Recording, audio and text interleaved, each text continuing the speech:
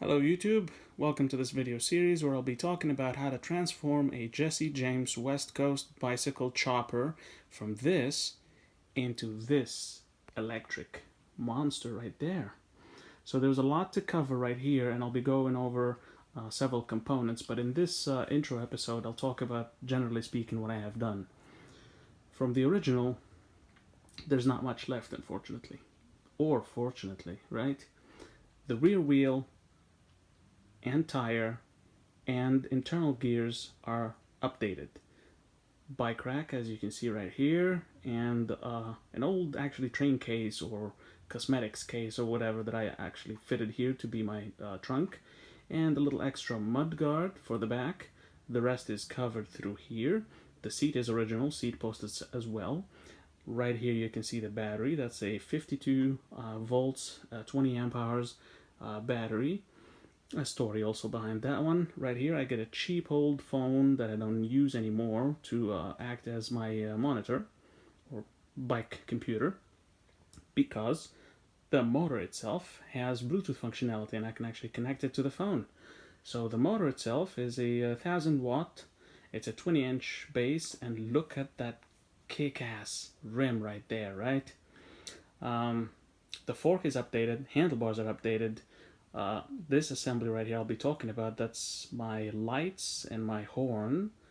And yes, I said lights, I have two sets of lights. I got disc brakes on that, that's my only brakes, but it's quite good. And the kickstand right there is also custom. I threw away the old kickstand because it, well, wasn't that good. Let's see, and we got a bunch of stuff going on here too, in addition to the controls, an additional bag right there, and some rear view mirrors. So that's pretty much a summary of what the bike has become. Once again, going from the very old original West Coast chopper, right? There you go. That's actually the same bike right before I bought it. And I traveled 40 miles back and forth, so 80 total, to go get this bike.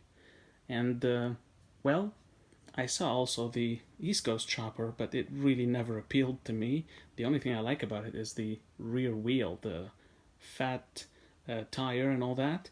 However, I'm actually pretty satisfied with what I got going on right here, because I ended up actually fitting dirt bike tires on my bike. But that's for the next episode to come. So here's a summary of what the bike looks like.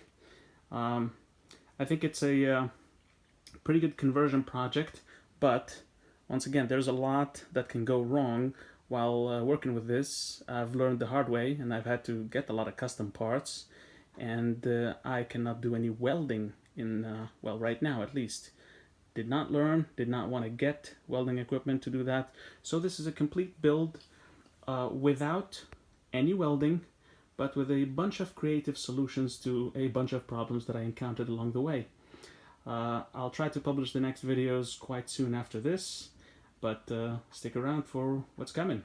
Next up, the rear wheel assembly and all that's going on right here. And I'll be talking in a lot more detail and showing all the parts and sharing where to get them, basically. Thanks for watching. Subscribe for future upcoming videos. Electric bikes are not my only interest, and I'll be talking about a bunch of other things. Just fun things that I like to do around here. Thanks, and cheers.